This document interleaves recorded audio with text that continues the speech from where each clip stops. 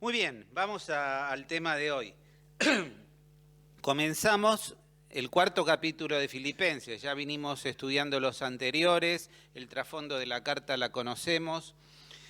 Y el capítulo nos va a hablar de vivir en paz. Hemos visto cómo debe ser una iglesia, cuáles son sus características. Y una de las características de la iglesia tiene que ser un lugar de unidad y de paz. Cada vez que venimos a la iglesia, cada vez que servimos en la iglesia, tiene que estar acompañado por esta paz. Y en este capítulo 4 de Filipenses nos va a hablar de 4 aspectos muy importantes sobre la paz, que los hemos ido dividiendo en los diferentes domingos. En primer lugar, vamos a hablar hoy de que para que haya una verdadera paz dentro del cuerpo de Cristo, de la asamblea, tiene que haber unidad, sintiendo lo mismo en el Señor. El domingo que viene voy a hablar sobre orando en cada ocasión. Cuando ejercitamos esa bendición que Dios nos ha dado de orar, podemos experimentar esa paz. En tercer lugar, vamos a hablar de pensando correctamente, la importancia de la mente para poder sentir paz en nuestra vida. Acomodar, pensar como Cristo quiere que pensemos. Y en último lugar, sintiendo paz en las circunstancias a veces más adversas. Y hay un versículo clave en todo este capítulo, por lo menos para mí, desde mi punto de vista, que es el versículo 13, que todos lo sabemos de memoria. Todo lo puedo en Cristo que me fortalece. No es posible tener paz, no es posible tener unidad, no es posible gozarse en las diferentes circunstancias de la vida. No es posible, como dice aquí, orar y aún pensar correctamente si no es a través de la presencia del Señor Jesús en nuestra vida. Porque como ya lo dije el domingo anterior que prediqué, sin Cristo no somos nada. Todo lo podemos en Cristo, fuera de Él es imposible. Más el estándar de vida que Dios nos pide como cristianos. Estaba pensando justamente, hablando de este tema de la unidad y de este problema entre hermanos que se suscita acá en este capítulo, que vamos a ver justamente hoy, de si nosotros tuviéramos que elegir un lugar para pasar un tiempo feliz, un tiempo de tranquilidad,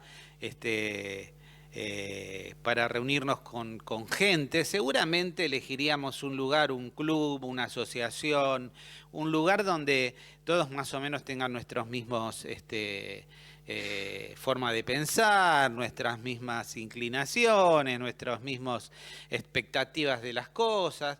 Buscaríamos gente afín con nosotros. Yo creo que nunca pensaríamos en buscar un lugar de paz dentro de una iglesia, porque no elegiríamos muchas veces a la persona que está a nuestro lado, porque es distinta, porque piensa distinto, porque viene de otra cultura, con otra formación.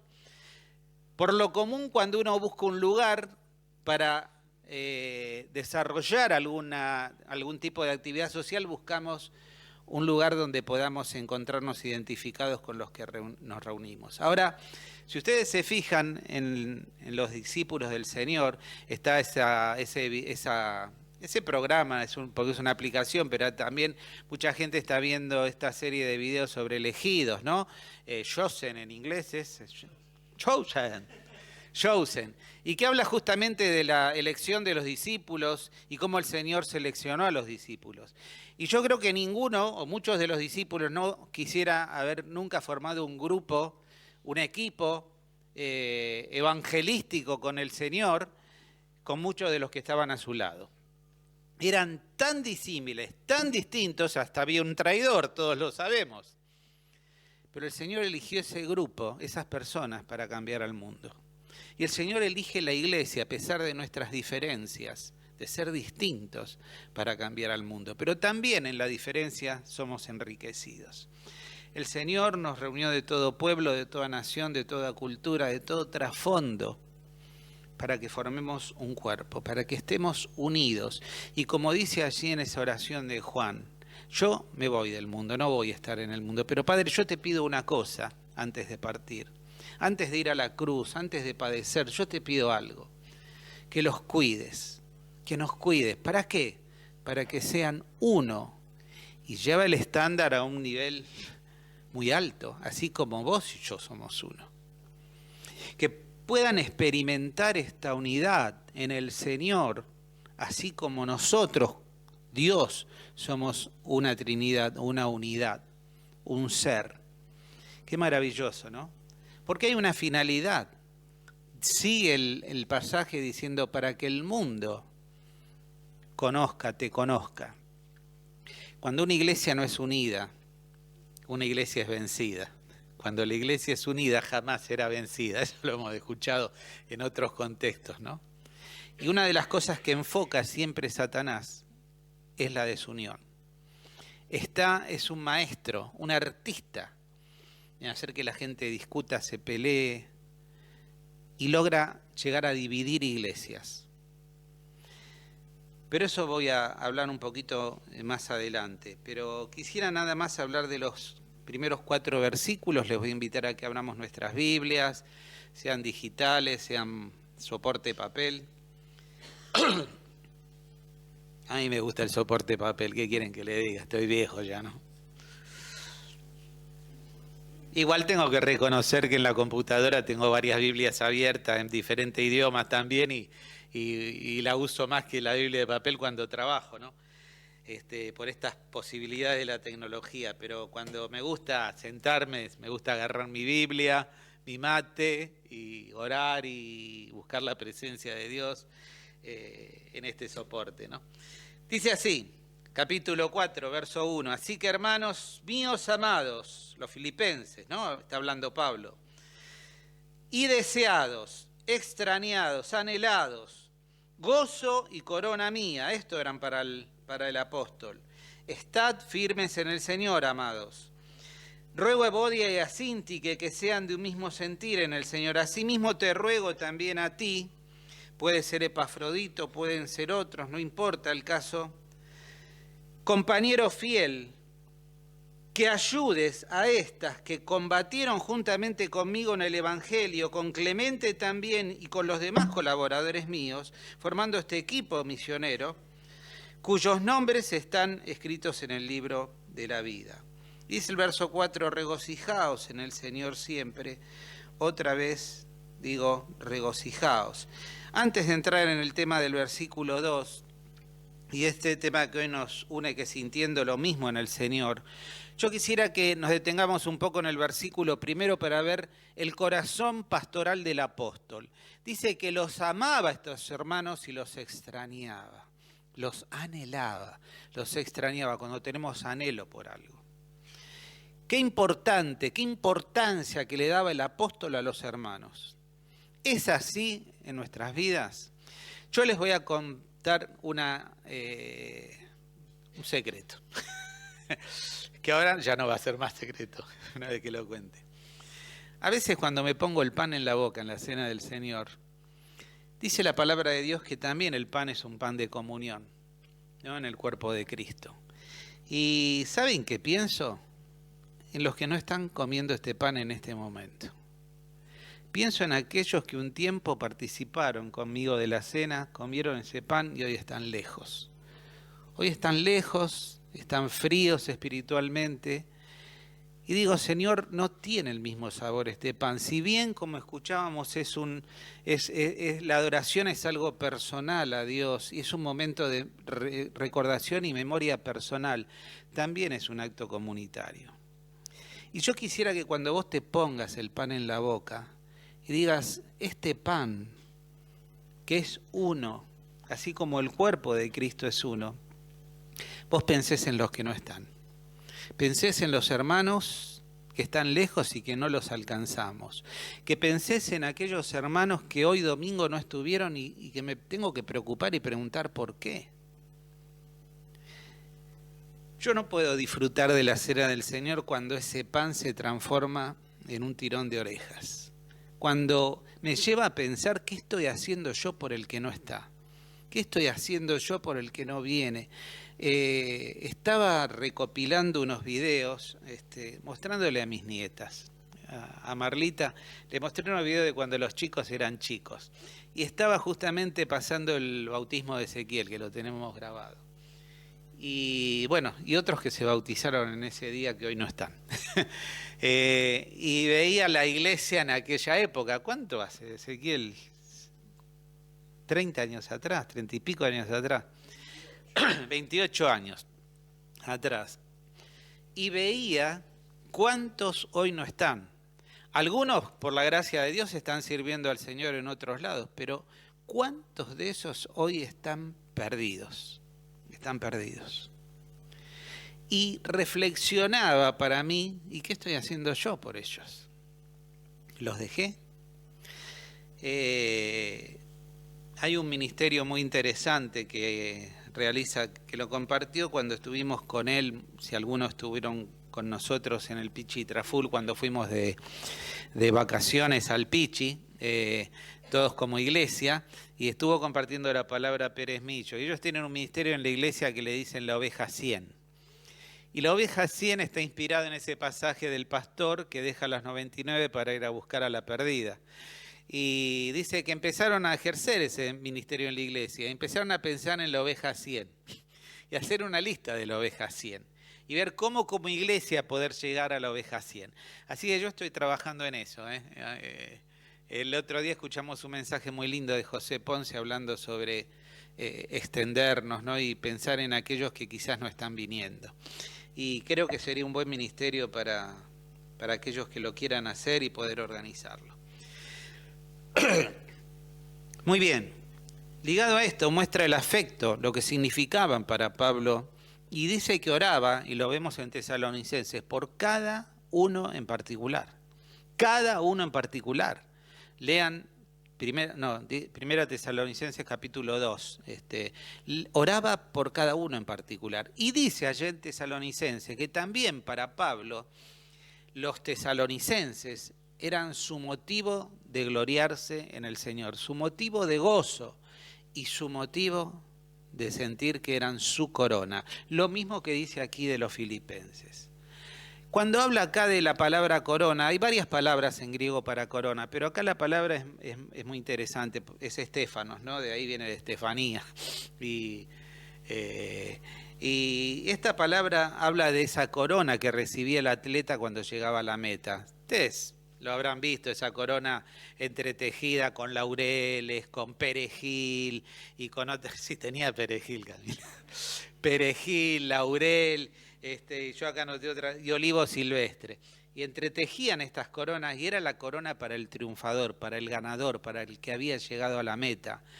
Después de tanto esfuerzo, de tanto transpirar, de tanto entrenamiento, tenía esa corona porque decía, llegué, cumplí, logré el objetivo. Y para Pablo, cuando llegara a la presencia del Señor, su corona era poder decir, llegué, cumplí, llegué a la meta, cumplí lo que el Señor me dio por hacer. Y pienso que su corona y su gozo sería ese día cuando Pablo esté en la presencia de Dios y ver un montón de gente. Allí estarían los filipenses, los tesalonicenses y tantos otros que digan, yo fui alcanzado por el Evangelio de Jesucristo predicado a través del apóstol Pablo. ¿Cómo no ser gozo, cómo no ser corona todo esto? Y el apóstol decía, para mí ellos son mi corona. No tengo nada de qué gloriarme, pero sí hay algo que es mi corona. Es mi motivo de gozo, cada persona que he llevado a Cristo Jesús. Y también, este es otro tirón de orejas, y en primer lugar para mí. ¿Cuántas personas en el cielo estarán que formen parte de mi corona, que formen mi motivo de gozo y que digan, yo estoy acá porque vos predicaste un día el Evangelio o porque vos me invitaste a la iglesia? Qué maravilloso ver los jóvenes, los mayores, pero ¿a cuántos podríamos invitar a la iglesia? Amigos, vecinos, parientes que no lo estamos haciendo. Los jóvenes, en la actividad de jóvenes, invitar a otros jóvenes que están perdidos.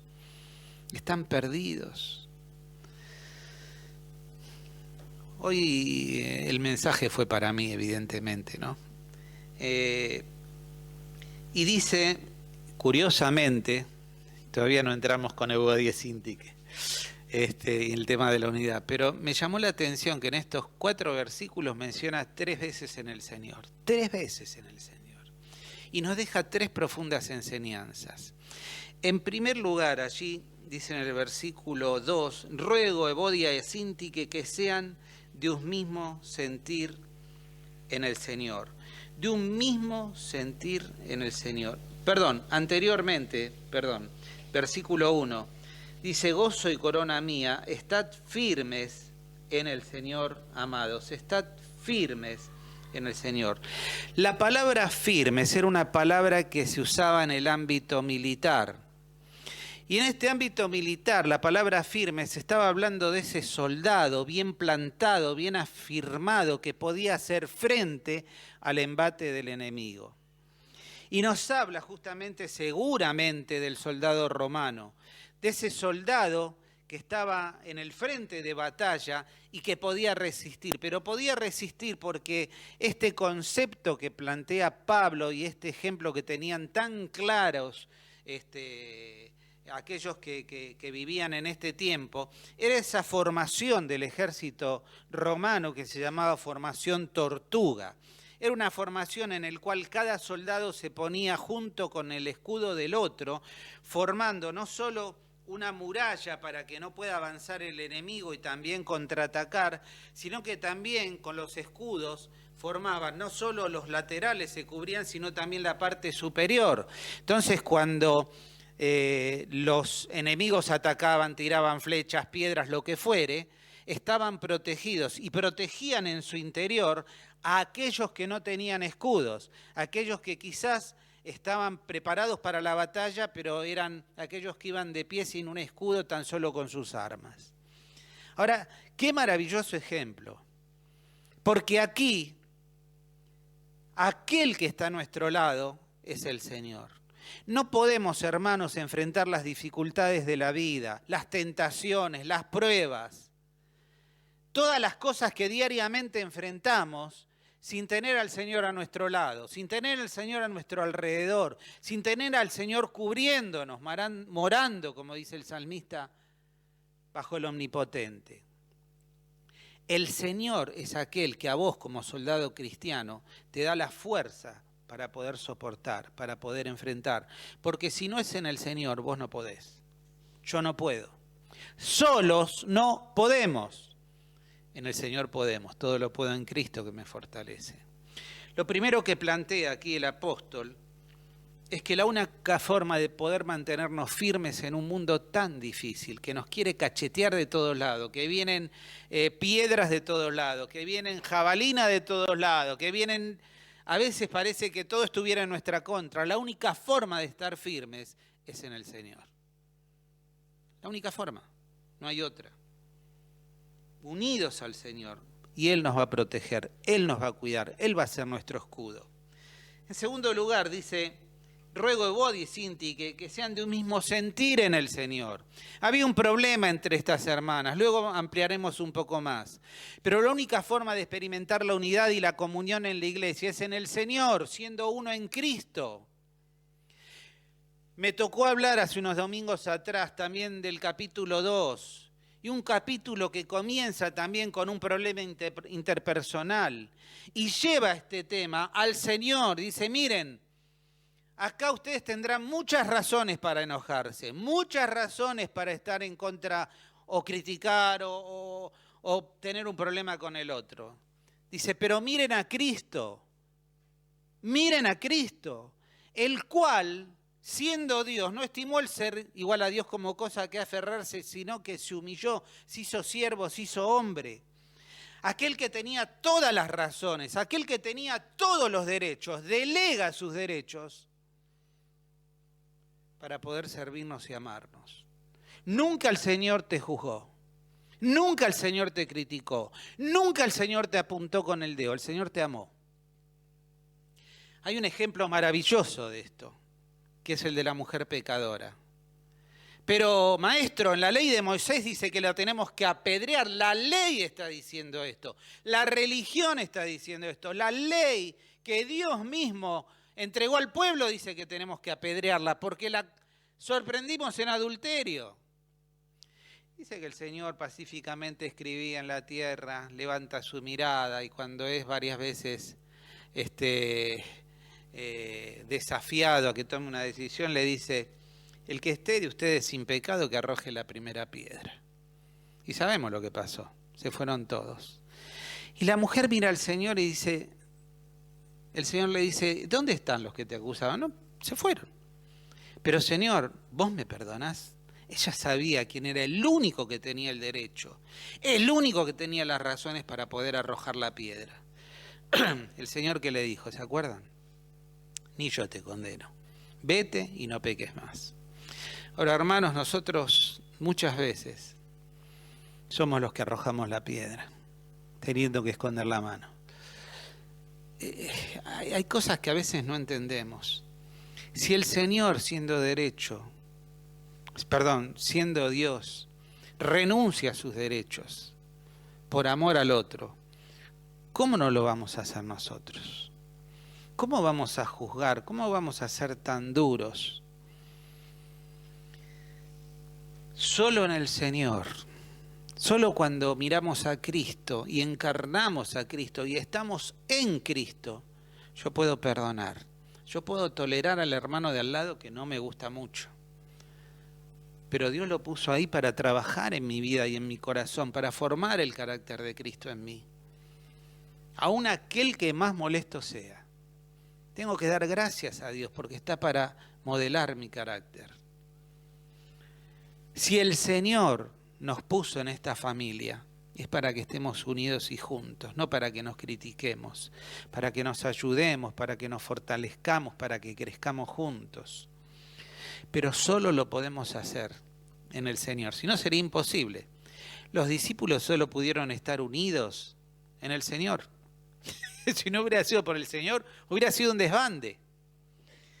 Dice, tan solo en el Señor. Dice la tercera mención, dice, estad siempre gozosos, regocijaos siempre en el Señor. Y acá habla de un gozo que está más allá de las circunstancias y de los problemas y las dificultades. Es un gozo que se basa sobre la soberanía de Dios. Algún día me gustaría tomar una serie de mensajes sobre la soberanía de Dios. Cuando vemos la Biblia decimos el tema de la Biblia es Cristo, el tema de la Biblia es la historia de la salvación, sí. Pero si tenemos que definir la Biblia, es la muestra acabada de la soberanía de Dios que maneja los tiempos y las personas para cumplir sus propósitos. Dios es soberano.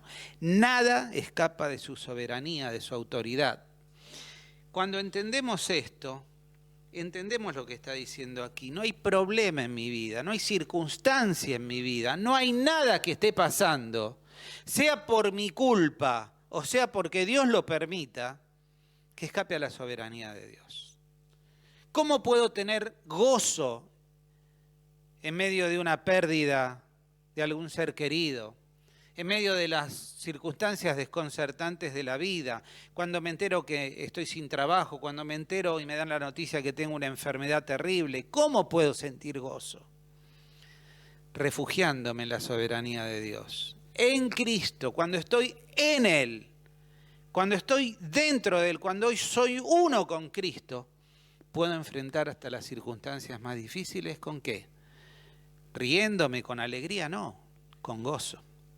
Es un estado del alma, es un estado que tan solo la obra del Espíritu Santo produce en nosotros.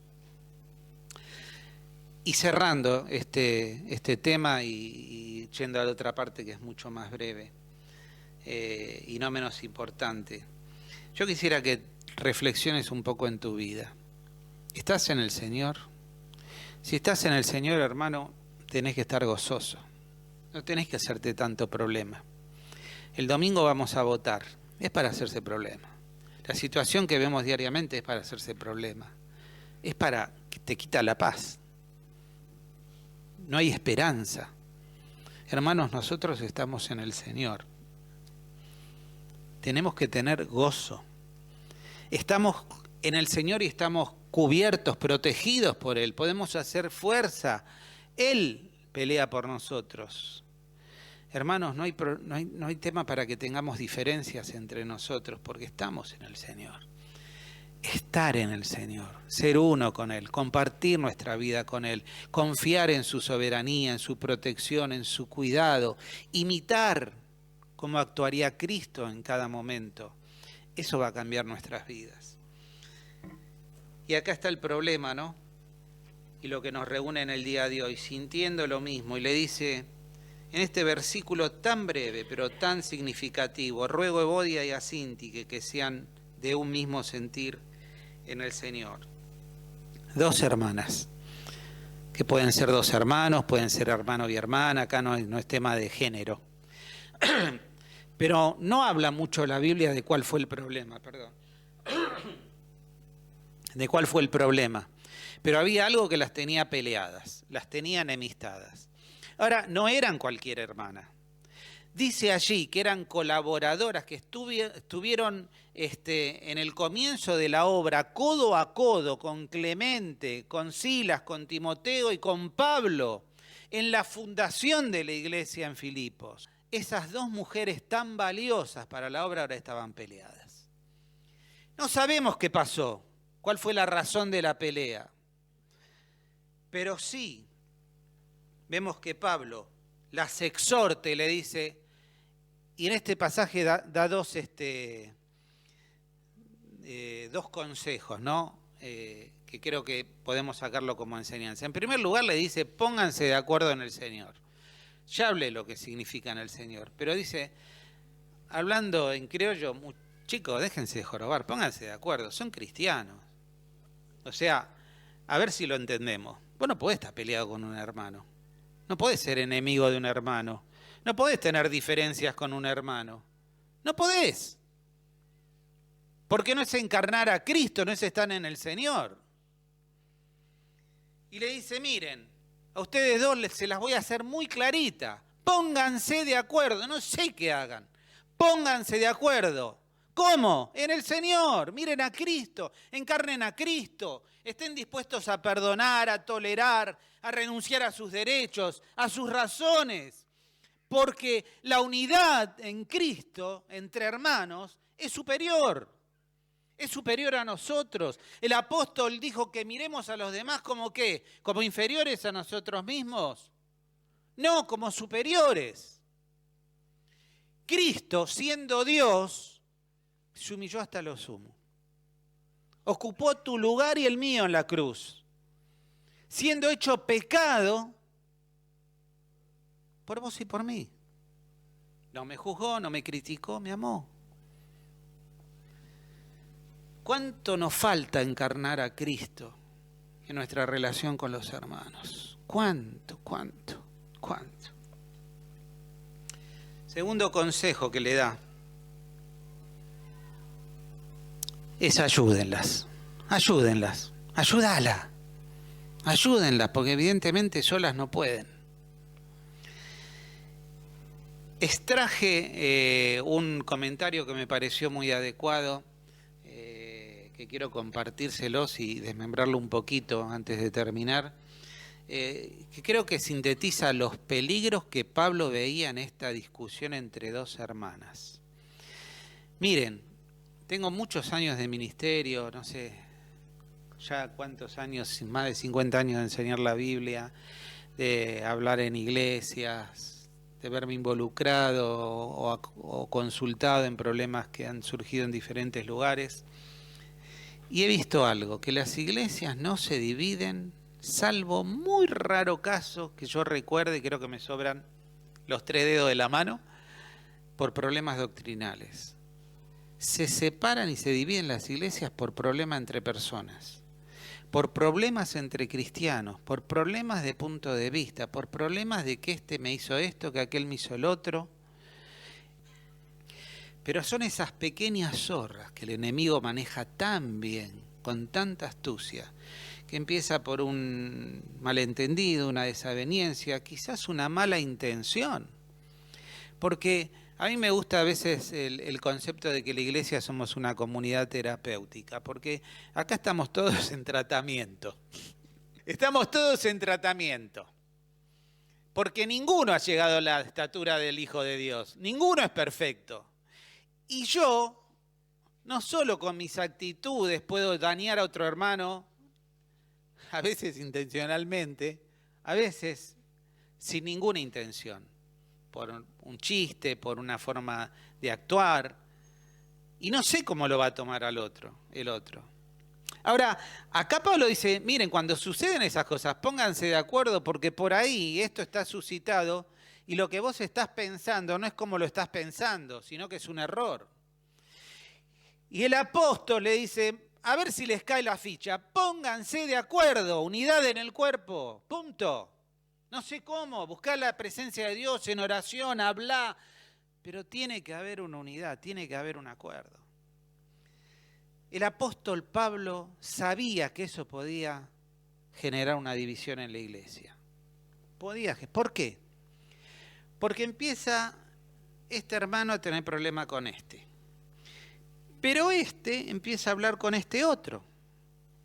Y este, que es más espiritual, le dice, hermano, yo quiero que ores por fulano, vos no sabés lo que me hizo.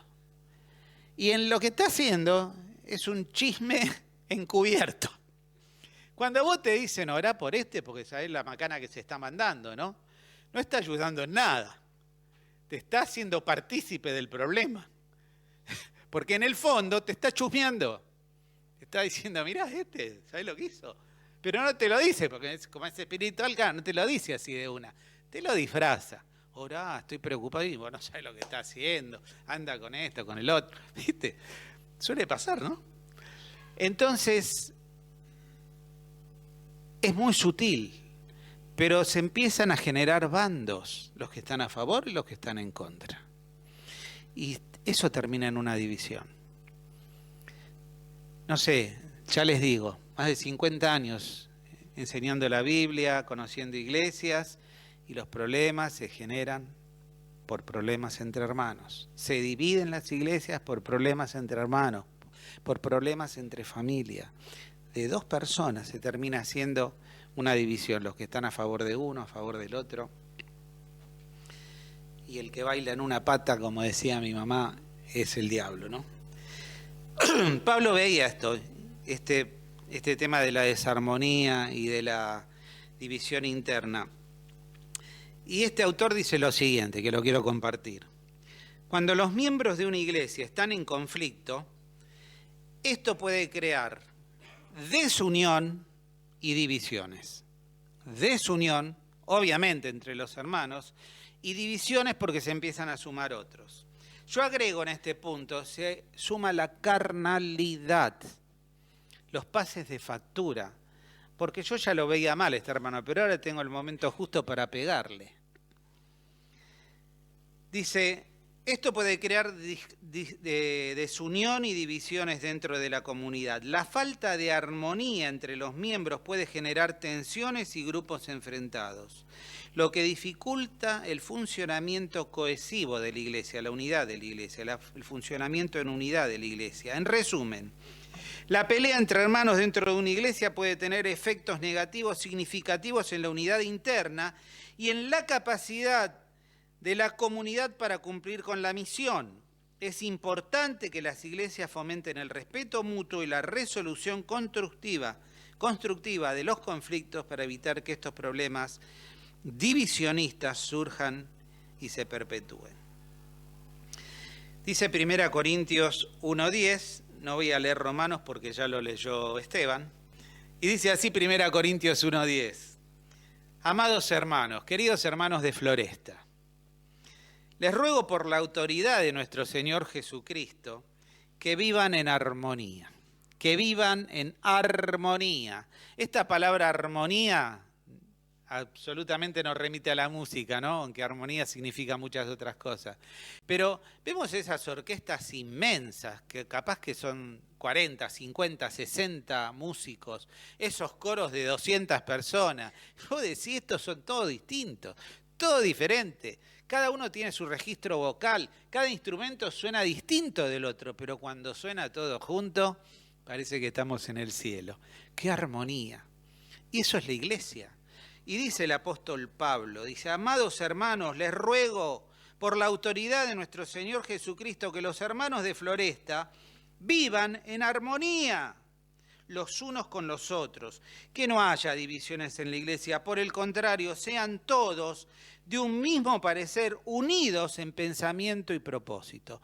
No dice que seamos todos iguales, no dice que pensemos todo lo mismo, dice que estemos unidos en un mismo pensamiento y propósito. ¿Cuál?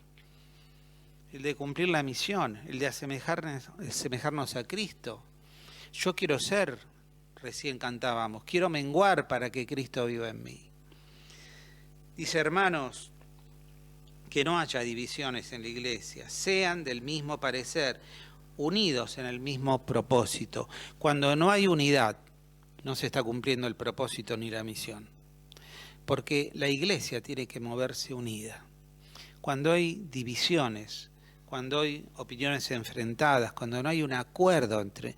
El ponerse de acuerdo, los famosos acuerdos, no significa que todos pensemos lo mismo. Cuando hay un acuerdo matrimonial, ¿qué se llama el acuerdo matrimonial que tanto se habla con los matrimonios?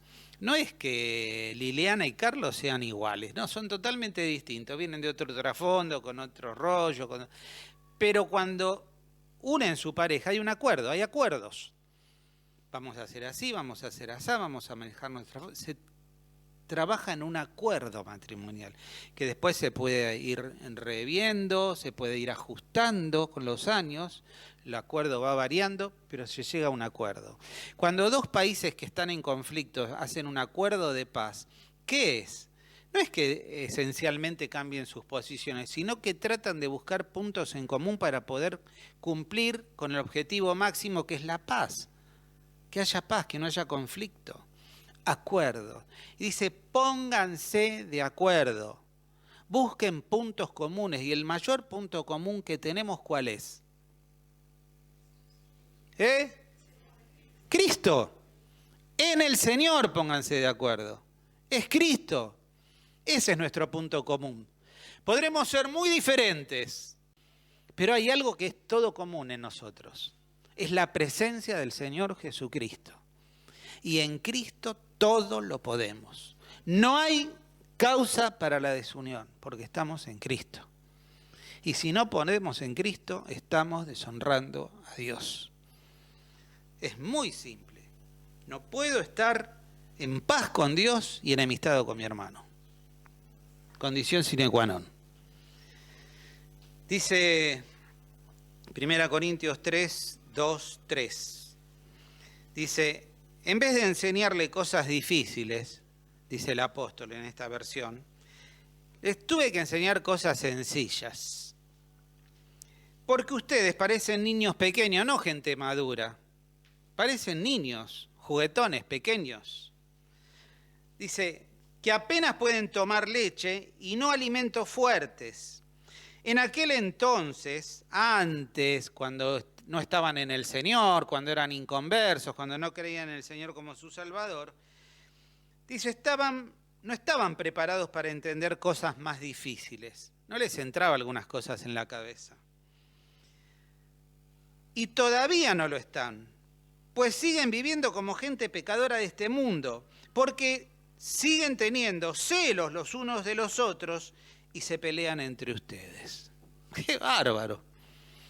Dice, miren, una de las señales de la madurez cristiana es que vean las cosas como Cristo las ve.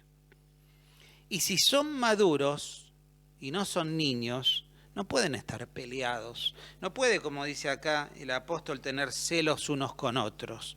No pueden estar enemistados, sino por el contrario, tienen que decir como maduros en Cristo. ¿Vieron cuando se pelean los chicos? Los que somos padres lo sabemos. Y a veces se arma cada pelea entre los pibes y nosotros decimos, se están peleando en primer lugar por una estupidez, ¿no? Y nosotros, como grandes, no nos pelearíamos por las cosas que se pelean los chicos. Es pelea de chicos. Ahora, el problema es si nosotros, como grandes, nos estuviéramos peleando por un juguetito así. Por eso pasa en las iglesias. Yo veo gente grande que tendría que ser madura, que se pelean como chicos. Por el ministerio, por un lugar, porque a este le dieron esto y a mí no. Como mis nietas o así, los juguetes, esto es mío, no, es tuyo, no, dámelo. Hermanos, somos grandes. A ver si lo entendemos. Somos grandes para andarnos peleando por estupideces. Por último, no solo que se pongan de acuerdo con todo lo que esto significa, sino que dice ayúdenlas. Quizás no pueden solos. Quizás a ustedes les parece que solos no pueden llegar a un acuerdo con el hermano, a ponerse de acuerdo. Bueno, están los pastores, están otros hermanos. Y creo que es nuestra función, hermanos, cuando vemos que hay algún hermano que está distanciado por alguna razón del otro, de ser elementos de ayuda, pacificadores, no prestar el oído, no chusmear, no hacerla más grande, no tirar más leña al fuego, no arrojar piedras sobre la piedra que ya se... No. Seamos pacificadores. Oremos, Señor, ¿cómo puedo hacer? Entonces, ¿a qué me refiero con esto? Que tenemos que ser guardianes de la paz, que tenemos que tener cuidado en todas estas cosas. Lo viví yo como joven, me dolió mucho porque éramos un grupo muy unido de jóvenes, chicos y chicas, y de repente se transformó en un grupo desunido, porque hubo varios casos por el estilo. Más vale que en el caso de algunos se fueron de la iglesia. Y digo, Señor, éramos un grupo tan lindo y por una cosa así. ¿Por qué? Porque dimos lugar al diablo. Y ese es algo que tenía muy presente Pablo.